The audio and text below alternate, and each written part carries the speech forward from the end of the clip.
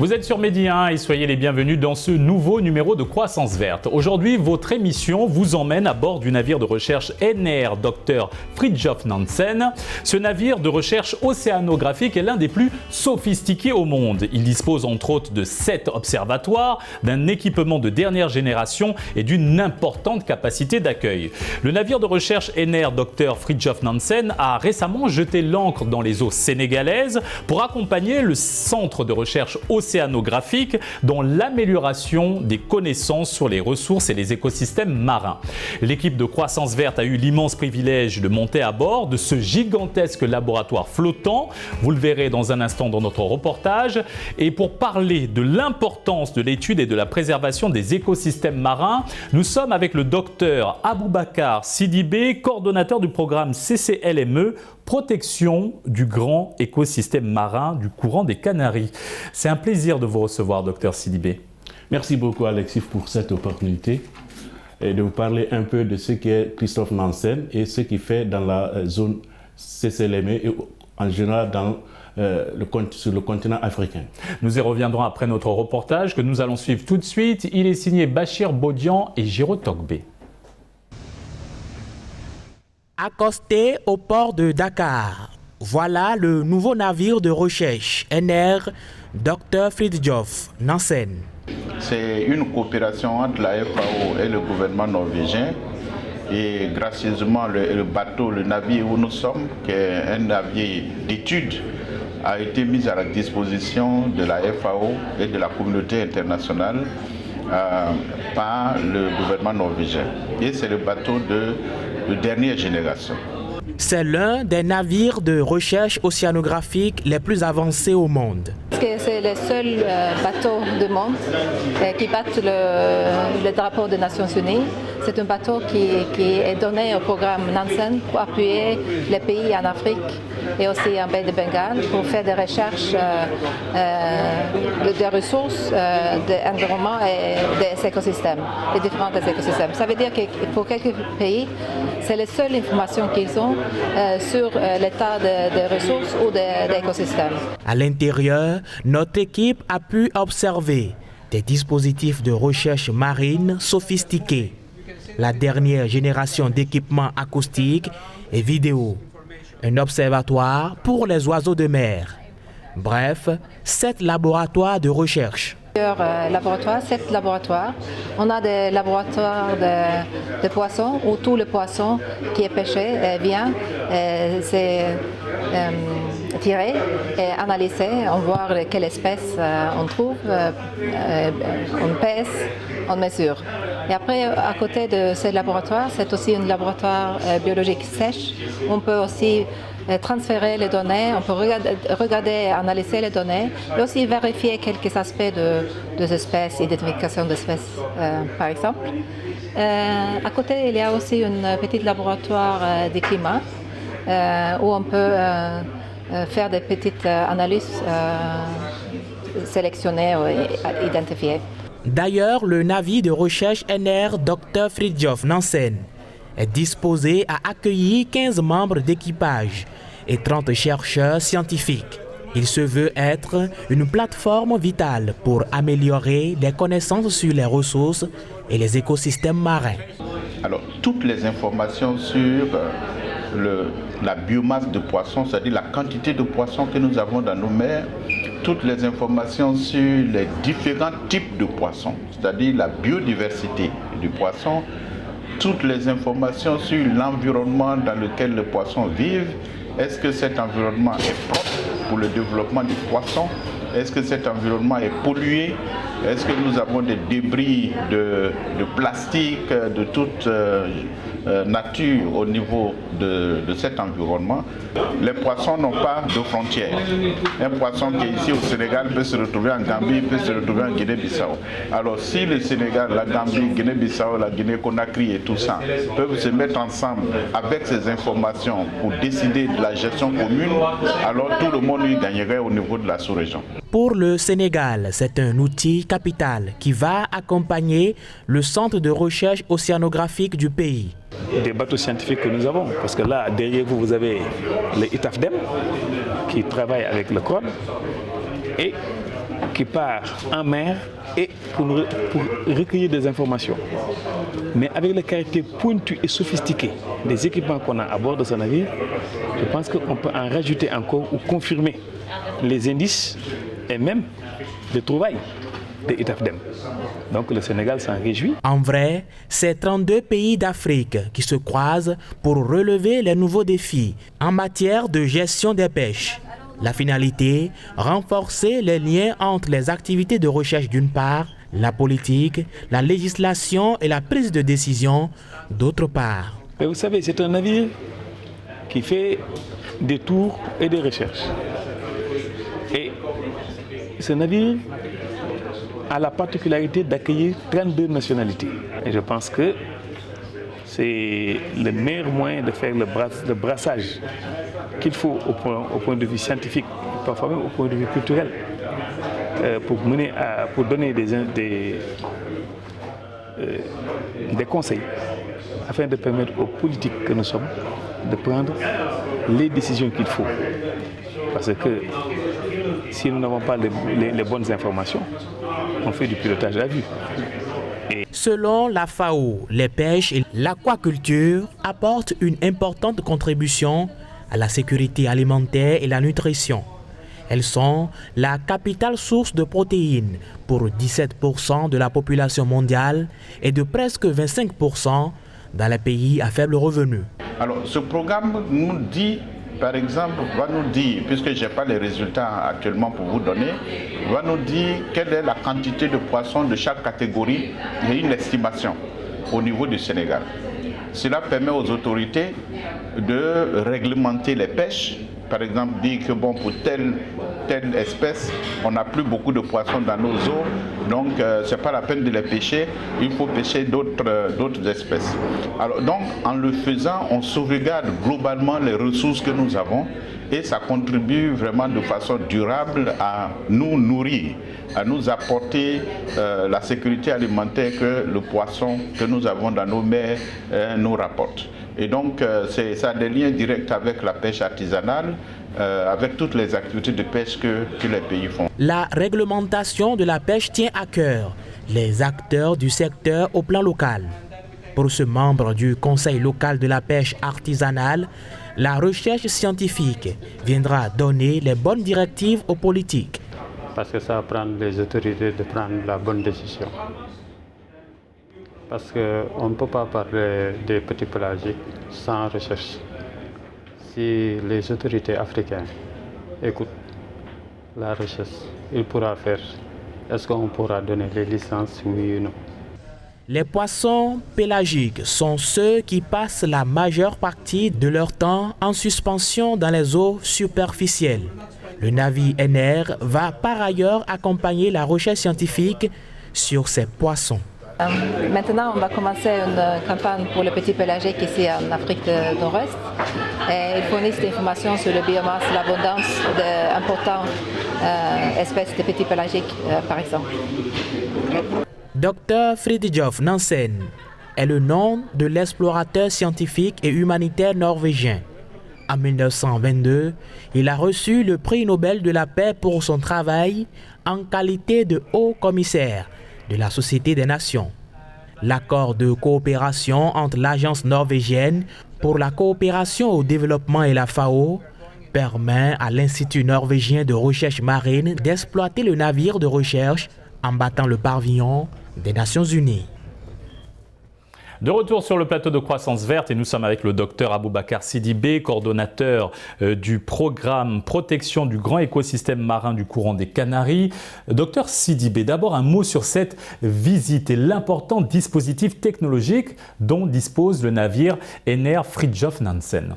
Merci beaucoup Alexis pour cette opportunité et comme ça a été montré dans ce reportage, nous voyons clairement que Fridtjof Nansen est l'un des outils les plus modernes à pointe aujourd'hui qui permet de faire des recherches océanographiques et halieutiques pour le bénéfice des populations, surtout dans les pays africains.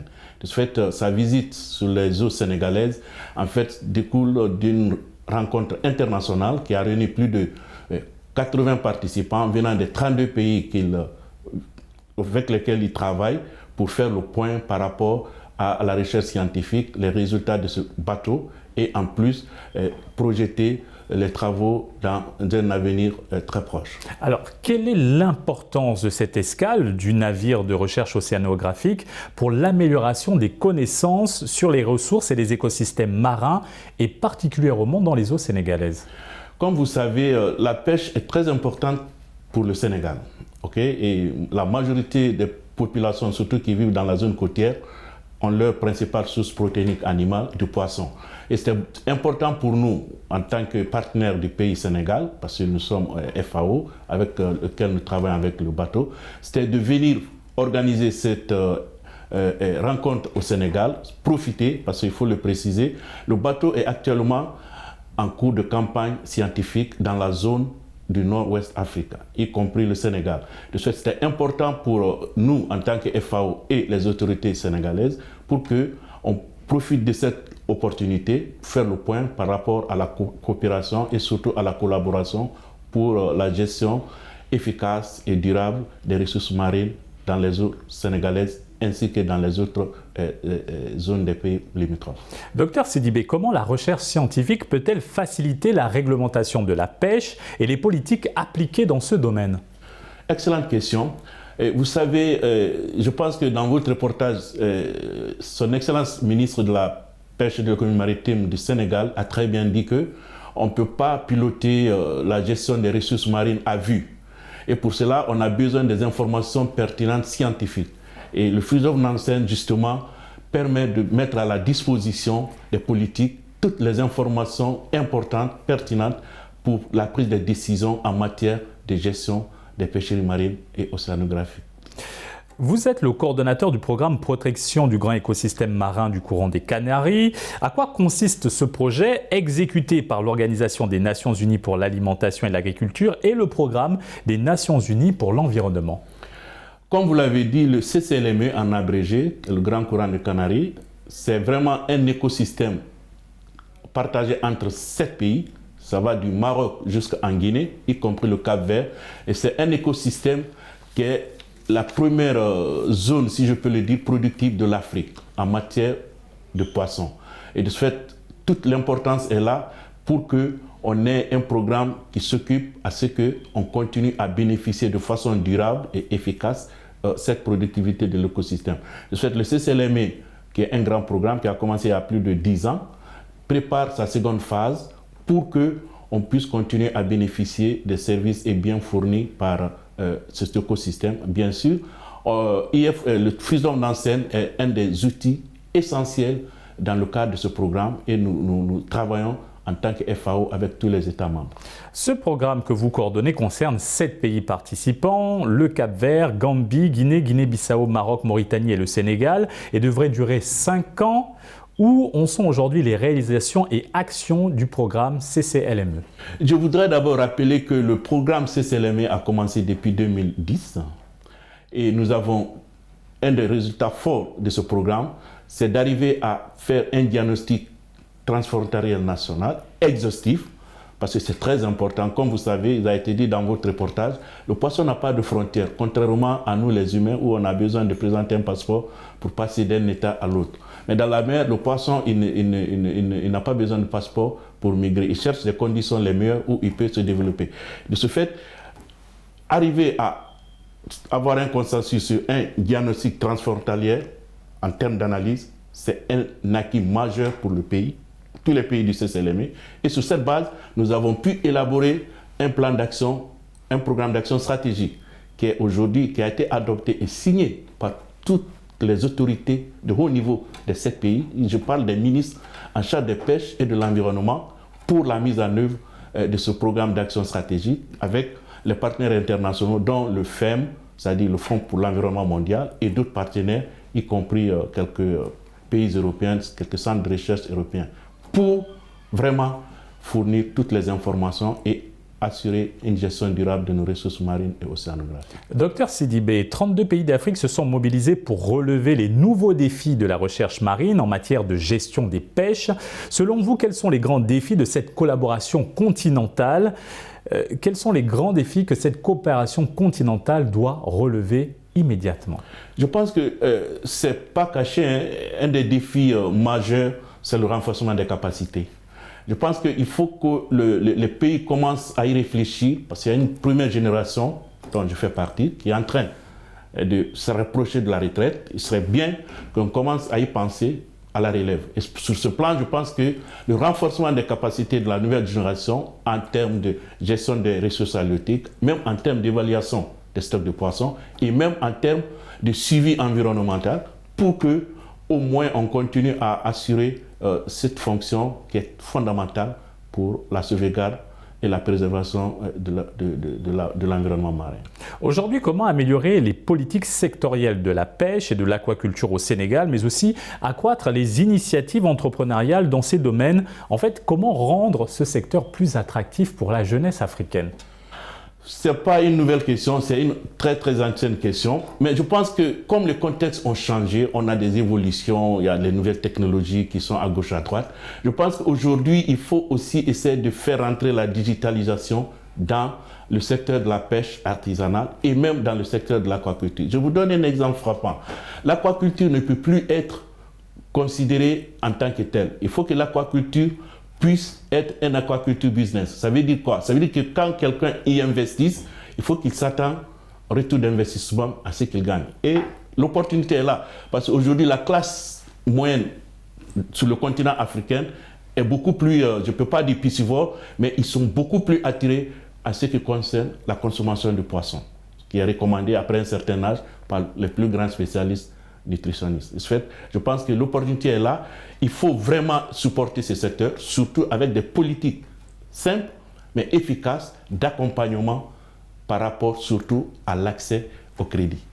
Focalisons-nous sur le Sénégal qui dispose d'un littoral très poissonneux qui a généré un espace halieutique de premier plan.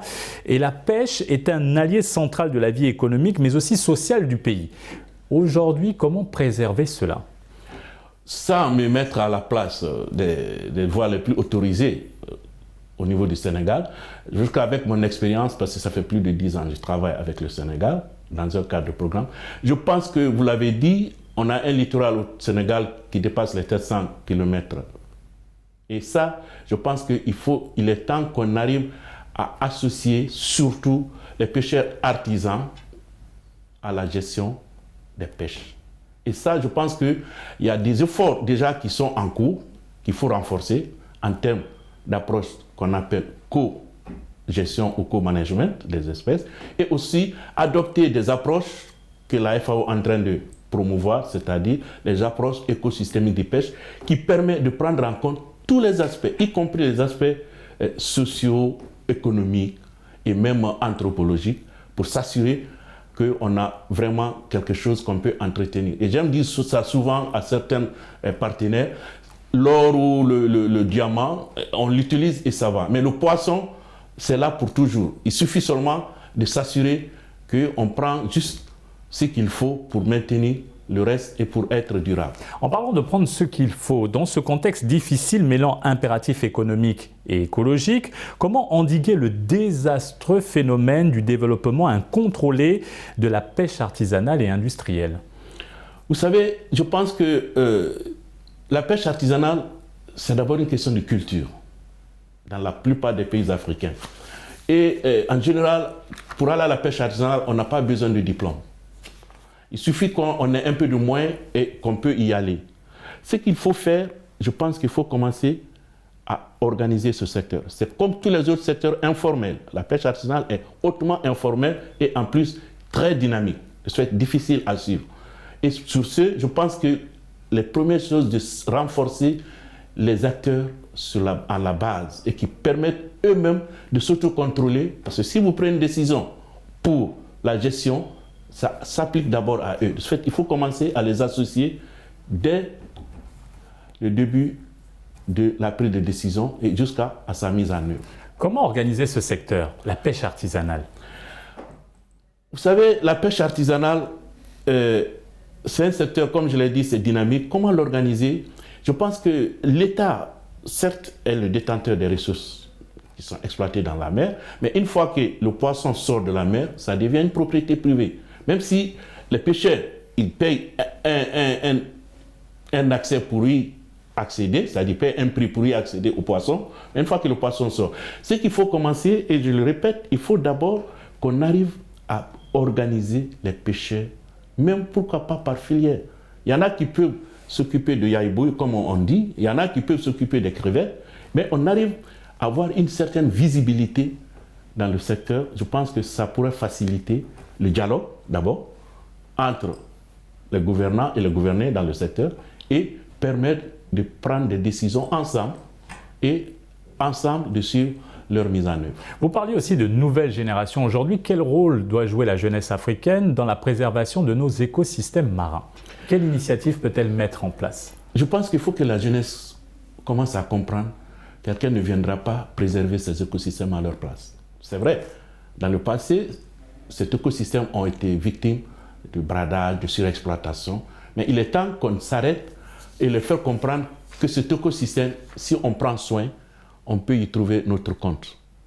Okay? Parce qu'aujourd'hui, c'est vrai que la pêche n'est plus à ses heures de gloire, parce que beaucoup de ressources sont exploitées, mais la nature, comme vous savez, il suffit seulement que vous lui donnez un petit temps, il peut se reconstruire en assurant cette fois-ci une gestion durable. Et soit la jeunesse doit comprendre que cette pêche ou cette zone marine leur appartient et ils doivent s'impliquer. Nous avons vu dans le reportage l'important dispositif dont dispose le navire Fridtjof Nansen. Comment faciliter le développement de tels équipements pour le continent africain? Comment disposer de notre propre équipement, de nos propres bateaux afin d'effectuer nos propres recherches au niveau continental? Alex, je pense qu'il faut préciser que beaucoup de pays ont leurs bateaux de recherche, y compris le Sénégal. On a ITAFDEM qui assure des campagnes océanographiques au compte du Sénégal, comme d'autres pays, le Maroc, la Guinée, ils ont leurs bateaux. Mais je l'ai dit au début, le poisson ne connaît pas de frontières. De ce fait, certes, les bateaux africains ne sont pas aussi performants que le Fridtjof Nansen. Mais le plus important, c'est d'avenir à avoir une certaine coordination, parce qu'ils n'ont pas au même niveau, mais par contre, ils ont les mêmes objectifs. Il suffit qu'on mette ensemble, et c'est ce que le CCLM, par exemple, essaye de faire, les travaux qui sont réalisés par ces bateaux nationaux et avec le bateau Fridtjof Nansen, qui est beaucoup plus performant et qui a une certaine capacité que les bateaux nationaux n'ont pas. Docteur Sidibé, une dernière question avant de clore cet entretien. Quel regard portez-vous sur la récente réforme faite par le gouvernement sénégalais dans le secteur de la pêche artisanale qui inclut de nouvelles dynamiques de gestion visant la préservation et l'exploitation plus durable des pêcheries et une logique plus participative s'appuyant sur la cogestion et favorisant l'émergence de nouveaux acteurs dans de nouveaux espaces, de construction d'initiatives bio-écologiques pour une gestion plus durable des ressources halieutiques? Je ne peux que saluer et les encourager et se donner les moyens pour mettre en œuvre toutes ces ambitions.